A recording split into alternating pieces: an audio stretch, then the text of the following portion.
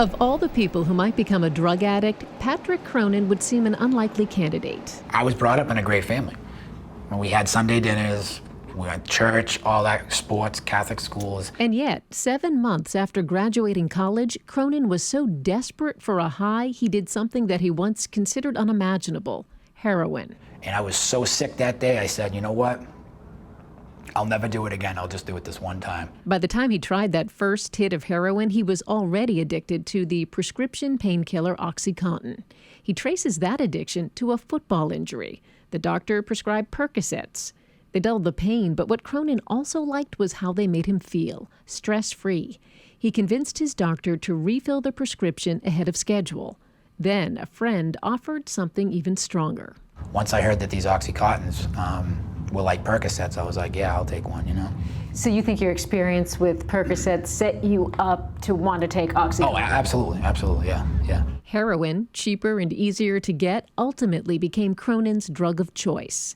At the height of his addiction, he had dropped 50 pounds. His only focus, getting another fix. Do you have a sense of what percentage of the people you were dealing with who were also using heroin began with a prescribed opiate? 100%. When I was doing heroin, there wasn't one person that didn't start with OxyContin.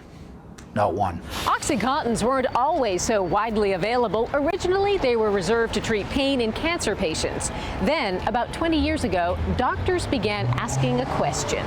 Do you have pain, and how severe is it? Dr. Daniel Alford is an addiction specialist at Boston University School of Medicine. He says at the same time the medical community began focusing on pain, drug companies began more aggressively marketing OxyContin and other opioid painkillers. There was a time when we thought these medications were amazing and wonderful, and I think we now appreciate that. Again, they help some people, but they're not perfect, and they carry tremendous risk. Is one patient likely to be more susceptible to becoming addicted to an opiate prescribed for pain than another? We don't understand why some people develop problems like addiction and others don't. But there are risk factors and warning signs, two things Dr. Alford covers in a training program. It includes videos like this one, in which an actor plays a patient seeking more painkillers. If I run out of them, if I don't have the oxys, then I feel just so sick and so crappy. Dr. Alford says limiting pain medication can be counterintuitive, but says especially for chronic pain, think back pain, about half the time opioids don't work. If they're not getting pain relief, that leads to either them increasing their dose on their own, so this kind of self-escalation, which is quite dangerous, or this continual demand or request for increases in dosages. We're just going to put it all together. Patrick Cronin, who now works for the Massachusetts Organization for Addiction Recovery, believes what happened to him could happen to anyone. If you're not getting the proper education and the proper conversations with your primary care physician, you have a serious chance of becoming a heroin addict just by taking something that you need. And you think the risk is there today just as it was 15 years ago?